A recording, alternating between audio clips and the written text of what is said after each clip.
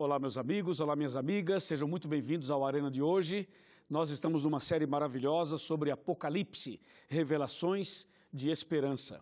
Mas antes de falar sobre o tema de hoje, eu quero mandar um grande abraço para você que acompanha a gente em todo o Brasil, a você que acompanha a gente fora do Brasil, você que está sozinho, você que está com a sua família, você que está em casa, no trabalho, na igreja, numa classe bíblica, onde quer que você esteja, Deus te abençoe poderosamente. Um abraço também para os ouvintes da Rádio Novo Tempo, para os nossos amigos internautas e para você que de alguma maneira está recebendo essa palavra, essa mensagem. Que Deus derrame sobre você o poder do Espírito Santo. E eu queria lembrar que o nosso programa, como você já pôde ouvir, ele não está só na TV. Está na TV, está na Rádio Novo Tempo, está na internet, está na igreja, está numa casa, num pequeno grupo, numa classe bíblica. Estamos em todos os lugares onde tem alguém disposto a ouvir a palavra de Deus. E no Facebook, você já sabe. Espero que você seja um seguidor do Arena no Facebook. Se você ainda não é, por favor, vai lá e coloca facebook.com/Arena do Futuro. No Twitter, @Arena do Futuro. No Instagram, mesma coisa, @Arena do Futuro. Ali você tem mensagens, você tem vídeos, transmissões ao vivo. Tem sido uma grande bênção e você é meu convidado especial para nos acompanhar nesse processo todo. Tá legal? Outra coisa, eu quero agradecer as pessoas que me recebem nas caravanas, quando eu passo na sua cidade, no seu estado, no seu país, nos evangelismos, nas pregações, nos batismos. Deus seja louvado por tudo isso. Muito bem, agora eu quero chamar a sua atenção para o tema de hoje, mas antes de eu falar do tema de hoje, eu quero mostrar para você o nosso curso maravilhoso Apocalipse, Revelações de Esperança, que é esse aqui. Você pode adquiri-lo de graça, você pode entrar no nosso site, que é apocalipse.com, e aí você tem todo esse material disponível para os seus estudos e você recebe mais materiais. Por exemplo, nós temos esse aqui, ó, que é o DVD A Verdade, que está disponível no nosso blog, está disponível aqui na TV, você pode adquiri-lo, é de graça, é para você e para a sua família. Está bem? E claro que além desses materiais, nós temos muitos outros materiais que são preparados com muito carinho para você. Tema de hoje: a maior de todas as guerras. Prepare o seu coração.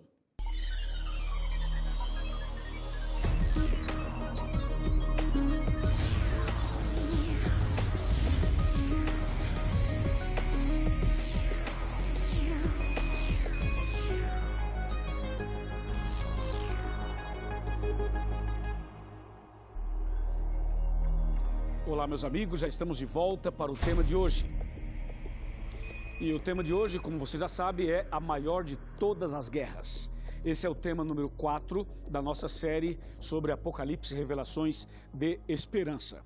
Eu não sei se você está em casa, ou no trabalho, ou na igreja. Não importa onde você se encontra, eu quero dizer para você que o tema de hoje é muito importante.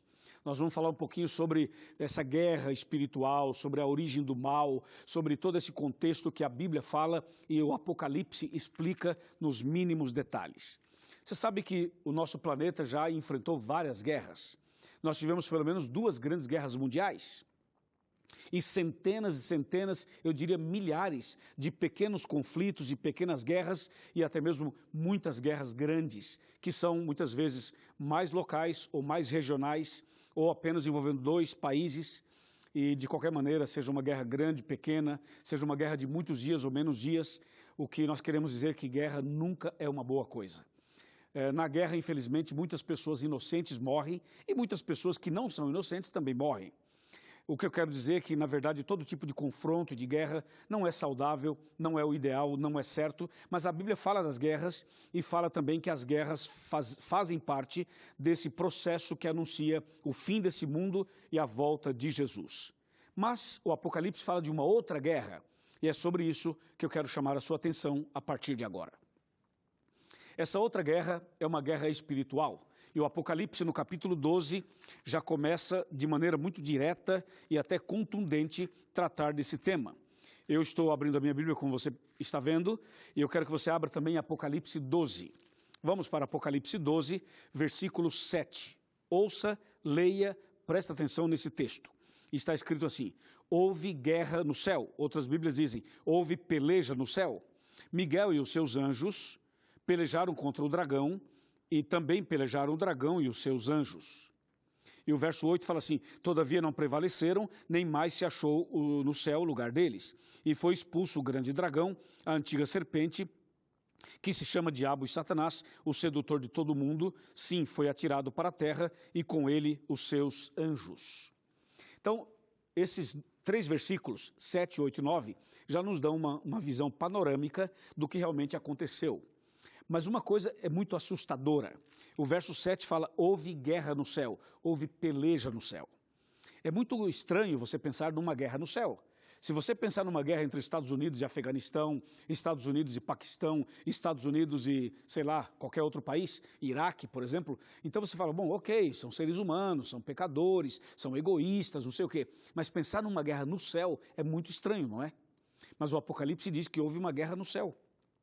E essa guerra no céu foi muito pior do que essas guerras que tem aqui na terra. E como foi esse processo? O que realmente aconteceu lá no céu? Foi assim: Deus era um ser feliz e gozava da sua felicidade nesse imenso universo. Mas não sendo egoísta, criou mundos e seres para que todos desfrutassem da vida com ele. E antes de Deus fazer o homem e a mulher, Deus fez os anjos. E entre os anjos que Deus criou, Deus tinha ali anjos que têm funções diferentes. Nós temos na Bíblia os anjos que são chamados de mensageiros, os anjos que são chamados de querubins, os anjos chamados de serafins, não é verdade? Existem, assim, essas expressões na Bíblia para tentar mostrar um pouco sobre os anjos. Agora, a Bíblia fala de um anjo chamado Lúcifer. E esse Lúcifer era um anjo de luz, o próprio nome já diz, Lúcifer, anjo de luz. E esse anjo tinha uma função de destaque, de liderança no céu. E um dia, de uma maneira inexplicável e misteriosa, quando eu falo inexplicável para o homem, misteriosa para nós, porque não está revelado os detalhes de tudo isso. Fato é que Lúcifer, que era um anjo perfeito, de luz, ele simplesmente se rebela contra o governo de Deus. E essa rebelião gerou esse conflito no céu e gerou também o que a Bíblia chama de peleja, de guerra ou de batalha. É isso que o Apocalipse está falando. E essa peleja no céu, o texto fala Miguel contra o dragão, Miguel e os seus anjos, e o dragão e os seus anjos. O dragão é uma palavra diferente para se referir a Satanás, para mostrar a maldade, a malignidade do anjo que era de luz. O Lúcifer era anjo de luz, agora é o anjo das trevas. É Satanás, é o diabo, é o inimigo e é também chamado de dragão. E a Bíblia fala assim, e Miguel e os seus anjos. A palavra Miguel aqui, usada no Apocalipse, é um dos nomes dados a Jesus. Jesus é apresentado na Bíblia com vários nomes, como Jesus, como Cristo, como Emanuel, como Senhor, como Salvador. Ele é apresentado na Bíblia também como o príncipe dos príncipes, o Pai da eternidade, o príncipe da paz, o Deus forte, o conselheiro, o todo-poderoso, e aqui é chamado de Miguel. Então, Miguel é Jesus. E esse nome Miguel é dado a Jesus basicamente no contexto de uma batalha, de um enfrentamento, de uma luta que Jesus está enfrentando para proteger, para salvar, para resgatar os seus filhos. Tanto é que aparece Miguel aqui no capítulo 12 de Apocalipse e aparece esse mesmo termo lá em Daniel capítulo 12, quando fala que Jesus, o Miguel, se levantará em favor do seu povo. Então, o nome Miguel, o termo Miguel, é um termo bíblico para se referir a Jesus quando este está numa batalha em favor do seu povo, numa guerra em favor do seu povo. Por isso que fala, Miguel e os seus anjos pelejaram contra o dragão e os seus anjos. Ou seja, Jesus e os seus anjos lutaram contra Satanás e os seus anjos. É isso que o texto está falando. Portanto, a guerra no céu passa por esse tema, por esse detalhe que eu estou apresentando a você no capítulo 12. E o texto fala assim que essa peleja, essa guerra que houve no céu, resultou na expulsão de Lúcifer do céu. Deus deu a Lúcifer várias oportunidades de arrependimento, várias chances de arrependimento. A Bíblia não conta, e a gente não sabe quanto tempo durou desde o início da rebelião até o momento em que Deus o expulsou do céu. Fato é que ele foi expulso, ele e os seus anjos. A Bíblia chega a dizer que 1/3 dos anjos foram expulsos do céu, porque a rebelião de Lúcifer contaminou outros anjos. Alguns se arrependeram e voltaram, mas 1/3 permaneceu na rebeldia. Só para você ter uma ideia, o que é 1/3? Você sabe? 1/3 significa que de cada 3 anjos, 1 se rebelou. De cada 3 anjos, 1 abandonou o céu, 1 abandonou Deus e foi para o lado de Lúcifer. Resumindo, a cada 3 anjos, um se tornou demônio, tornou-se inimigo de Deus. E quando Deus teve que expulsar Lúcifer do céu, expulsou a Lúcifer e 1/3 dos anjos. Agora, quantos anjos Deus fez? Deus criou milhões e milhões de anjos. Quanto seria 1/3 de milhões e milhões? É muito, não é? É muito, com certeza é muito. Eu vou lhe mostrar na Bíblia esse texto. Quando a gente fala que é muito, é porque você imagina 1/3 de milhões e milhões. Agora observe o que diz aqui Apocalipse capítulo 12, versículo 4. O 4 fala assim: a sua cauda arrastava a 1/3 das estrelas do céu, as quais lançou para a terra, e o dragão se deteve em frente da mulher que estava para dar à luz, a fim de lhe devorar o filho quando nascesse. Entendeu? Aqui fala, a sua cauda arrastava 1/3 das estrelas dos céus. Essa cauda seria o rabo do dragão, o rabo de Lúcifer. Só que essa expressão cauda, usada aqui, é figurativa. Lógico que Lúcifer não tem um rabo, obviamente que não. Mas quando você vai lá para Isaías 9, verso 15, você começa a entender o que significa isso daqui, quer ver? Vamos para Isaías, aqui já estou em Isaías 9, versículo 15. Observe o que diz o texto bíblico. Fala assim, o ancião, o homem de respeito é a cabeça, e o profeta que ensina mentira é a cauda. Ouviu? O profeta que ensina mentira é a cauda. Portanto, a cauda lá de Apocalipse 12, verso 4, que arrastou 1/3 das estrelas dos céus, representa o engano de Satanás, a falsidade de Satanás, a mentira de Satanás. Por isso que Isaías fala que o profeta que ensina mentira é a cauda. Portanto, o diabo tem rabo? Literalmente não, mas figurativamente sim tem.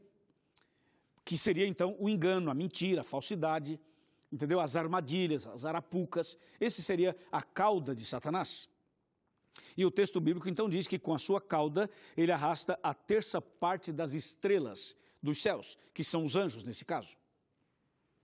E a Bíblia continua falando sobre como surgiu o mal, a maior de todas as guerras. Se você vai comigo, e eu quero convidá-lo para que você venha comigo, em Ezequiel capítulo 28, aqui nós temos um texto muito importante que eu queria mostrar para você o que diz a palavra de Deus sobre esse momento da guerra e também da expulsão do inimigo lá do céu. Vamos abrir a Bíblia em Ezequiel capítulo 28, verso 14 em diante. Quem era Lúcifer antes do pecado? Quem era Satanás antes do pecado? Veja o que diz o texto. Tu eras querubim da guarda ungido. Aí está. Ele era um querubim, da classe dos querubins, da guarda ungido. Sabe que Lúcifer era ungido. E uma pessoa ungida é uma pessoa separada para uma missão, para uma atividade exclusiva. Por exemplo, nós pastores somos ungidos, somos consagrados para fazer algumas coisas, para pregar, para batizar, para celebrar um casamento, para fazer os ritos sagrados da Bíblia. A Bíblia fala que Lúcifer era um querubim da guarda ungido. Ungido para quê? Ungido para desenvolver uma função específica. Veja o que diz o verso 14, outra vez. Tu eras querubim da guarda ungido, e te estabeleci. Permanecias no monte santo de Deus, no brilho das pedras andavas. Então ele foi ungido para ocupar uma função que estava bem perto do trono de Deus, do monte de Deus. Era, portanto, uma função de destaque e muito importante, inclusive. Foi ungido para isso.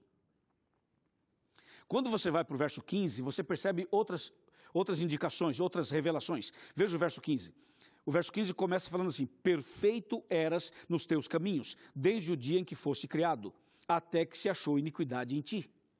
Então observe, ele era perfeito, porque tudo que Deus faz é perfeito. Uma vez alguém falou assim, pastor, foi Deus que fez Satanás? Não, não foi Deus. Foi Deus que criou Satanás? Claro que não, Deus não vai criar uma coisa ruim. É a mesma coisa de você perguntar assim, quem é a mãe desse alcoólatra? Ninguém. Ninguém é mãe de um alcoólatra. Ou seja, qual mulher deu à luz a um alcoólatra? Nenhuma. Qual mãe deu à luz a um drogado? Nenhuma. Qual mãe deu à luz a um bandido? Nenhuma. A mãe deu à luz a um bebê perfeito, lindo, maravilhoso, a coisa mais fofa do mundo. E essa criança cresceu, teve a sua independência, teve seu livre-arbítrio, usou erradamente seu livre-arbítrio, foi para a bebida, foi para o cigarro, foi para as drogas, foi para virar um ladrão. Entendeu? Então Deus fez tudo perfeito. Lúcifer foi criado perfeito. Mas ele escolheu ser o que é. Ele decidiu ser rebelde e inimigo. É assim. A gente decide o que a gente quer ser. Você toma a sua decisão, eu tomo a minha. Infelizmente, Lúcifer tomou uma decisão errada e tornou-se o diabo, o Satanás, o inimigo de Deus. O texto continua no verso 16, fala assim: na multiplicação do teu comércio se encheu o teu interior de violência e pecaste, pelo que te lançarei profanado fora do monte de Deus e te farei perecer, ó querubim da guarda, em meio ao brilho das pedras. E o 17 fala assim: elevou-se o teu coração por causa da tua formosura, corrompeste a tua sabedoria por causa do teu resplendor, lancei-te por terra, diante dos reis te pus, para que te contemplem. Entendeu? Então Lúcifer se rebelou contra Deus, era perfeito, passou a ser imperfeito, era justo, passou a ser injusto, era santo, passou a ser imundo. Ele se rebelou, teve inveja, quis ocupar o lugar de Jesus, quis criar uma confusão no céu, fez politicagem no céu, ele multiplicou o seu comércio, ele inventou coisas, ele mentiu, ele criou uma série de situações para tentar ocupar uma posição que era de Jesus. E isso é impossível. Você e eu somos criaturas, não podemos ser criadores. Eu e você jamais seremos deuses, porque nós somos seres humanos, criaturas feitos por Ele. A criatura nunca vai ser igual ao Criador, mas Lúcifer queria ser como o Criador. Então ele pecou, ele se rebelou, ele se revoltou. Houve tudo isso, como diz a Bíblia, e ele foi expulso do céu. Veja o que diz Isaías. Eu vou chamar a sua atenção agora para Isaías. Atenção, irmã, atenção, irmão, atenção você que está na igreja, você que está na classe bíblica, você que está num pequeno grupo, presta atenção no que eu vou lhe mostrar agora. O texto está em Isaías 14, vamos para Isaías 14. Eu queria que você pegasse uma caneta, pegasse um lápis, pegasse o seu computador, alguma coisa, pegasse o seu telefone mesmo, para você anotar. Isaías 14, versículos 12, 13 e 14. Ouça isso, ouça isso. Escuta aí, irmã. Escuta aí, varão. Olha lá. Como caíste do céu, ó estrela da manhã, filho da alva, como fosse lançado por terra, tu que debilitavas as nações. Tu dizias no teu coração: eu subirei ao céu, acima das estrelas de Deus exaltarei o meu trono, e no monte da congregação me assentarei nas extremidades do norte. Subirei acima das mais altas nuvens e serei semelhante ao Altíssimo. Uau! Você ouviu isso? Vem cá. Vem cá, vem cá. Chega mais perto. Não é hora do chega mais perto, mas chega mais perto. Vem cá. Mais. Vem. Aí, vem mais. Presta atenção. Você entendeu isso aqui? Lúcifer era chamado, ou é chamado aqui, de estrela da manhã. E ele dizia no coração dele: eu subirei aos céus, acima das estrelas de Deus exaltarei o meu trono e serei semelhante ao Altíssimo. Que loucura! Que loucura! Então, Deus expulsou do céu. E o texto fala: como caíste do céu, ó estrela da manhã, porque você dizia isso e queria ser como Deus. Então o pecado nasceu no coração dele, a rebelião começou ali, a guerra começou ali, e Deus então limpou o céu e tirou Lúcifer de lá e um terço dos anjos com ele. Por que Deus expulsou Lúcifer, Satanás e um terço dos anjos? Por que Deus não matou todos eles? Por que Deus não fulminou todos eles? Por que Deus não meteu fogo em todos eles? Sabe por quê? Se Deus matasse Lúcifer, se Deus matasse esse um terço dos anjos, Deus estaria cometendo um erro, se é que você me entende. Por quê? Porque Lúcifer acusava Deus de assassino, de ditador, de mal.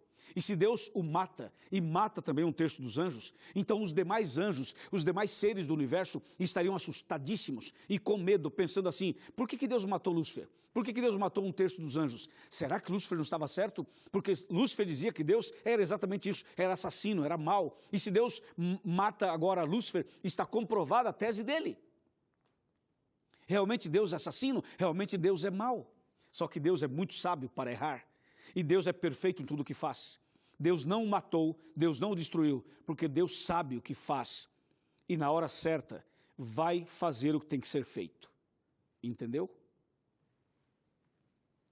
Deus expulsou Lúcifer do céu, um terço dos anjos também, e Deus deixou que o mal pudesse ser conhecido e revelado. Hoje, nós estamos no fim dos tempos, e logo, logo Jesus vai voltar. E nós sabemos que o caráter do bem e o caráter do mal vai ficando claro cada dia que passa. Hoje você olha para esse mundo, ainda tem muita confusão. Tem gente que acha que as coisas ruins vêm de Deus. Satanás espalhou essa notícia de que as coisas ruins vêm de Deus.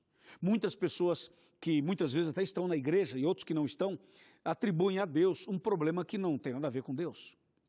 A verdade é que os problemas do mundo são consequências do pecado. Os problemas que a gente vive hoje são resultados de uma vida, de um planeta pecaminoso. E nós não estamos livres disso. O pecado está todo o tempo por aí.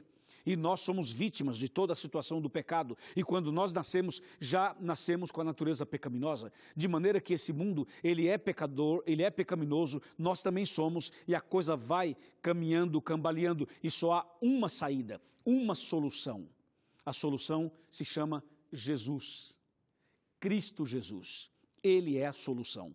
Porque Jesus, quando veio à terra, Jesus venceu Satanás, Jesus derrotou Satanás, Jesus totalmente na cruz do Calvário eliminou o mal, Satanás está vencido, está derrotado e agora é uma questão de tempo. Por quê? Porque agora eu e você podemos escolher, queremos seguir a quem? A Satanás ou a Cristo? A Cristo, claro, a Jesus, é claro.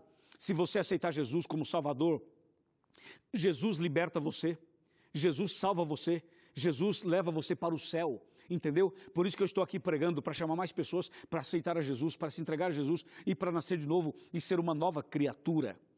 Porque logo, logo, quando Cristo voltar, Ele vai então levar os seus filhos para os céus e depois do milênio, Satanás e os seus anjos maus serão destruídos, eliminados, exterminados para sempre. Na hora certa, do jeito certo, como diz a palavra de Deus. Deu para você entender? Então, assim começou a guerra no céu. Só que essa guerra já não está mais no céu. O céu já foi limpo, Deus já limpou o céu. Agora a guerra veio para cá. A terra é o palco do grande conflito. Mas não é somente a terra. Hoje a guerra está, sabe onde? Dentro da cabeça e do coração de cada um de nós. Porque nós somos pecadores. E essa grande guerra que começou lá em cima, a maior de todas as guerras que começou lá em cima, hoje está na terra. Hoje está dentro do ser humano. Mas você deve saber que nessa guerra já tem um vencedor. E já tem também o derrotado. O inimigo já está derrotado. Amém? E Jesus é o vencedor. Amém? Então, você quer saber como ser um vencedor? Escolha de que lado você quer estar. Escolha. Eu já escolhi. Eu já escolhi a Jesus. Então, se você escolher Jesus, você também é um vencedor nessa guerra. Mas se você escolher o inimigo, você vai ser um derrotado, um perdedor e finalmente vai ser queimado com fogo e enxofre. Deus não quer isso para você nem para mim. Deus quer nos salvar, nos resgatar e nos levar para os céus. Amém? Amém?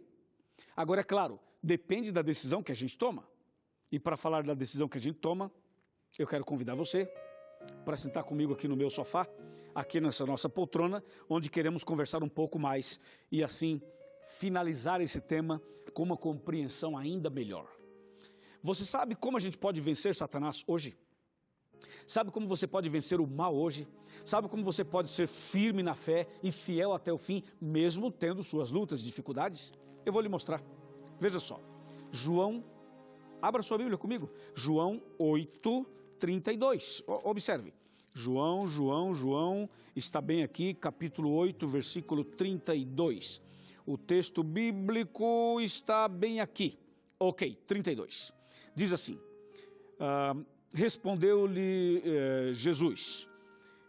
Só mais um pouquinho, que eu vou voltar um pouquinho o texto aqui. 32, diz assim, e conhecereis a verdade, e a verdade vos libertará. Foi o que Jesus disse, foi o que respondeu Jesus, foi o que Jesus queria que nós soubéssemos. Eu vou ler outra vez. E conhecereis a verdade, e a verdade vos libertará. Quer saber como ser livre? Quer saber como vencer? Quer saber como vencer essa guerra? Quer saber como vencer o mal? É através do conhecimento da verdade.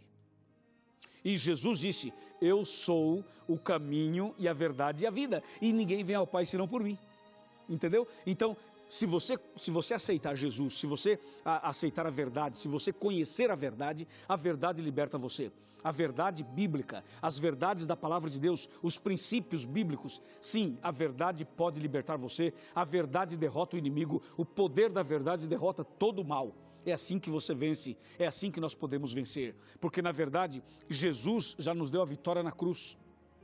Jesus já nos deu a vitória lá no Calvário. E agora você tem que aceitar essa vitória, aceitar o sacrifício de Cristo, aceitar o sangue derramado por Ele, e dessa maneira você poderá ser mais que vencedor.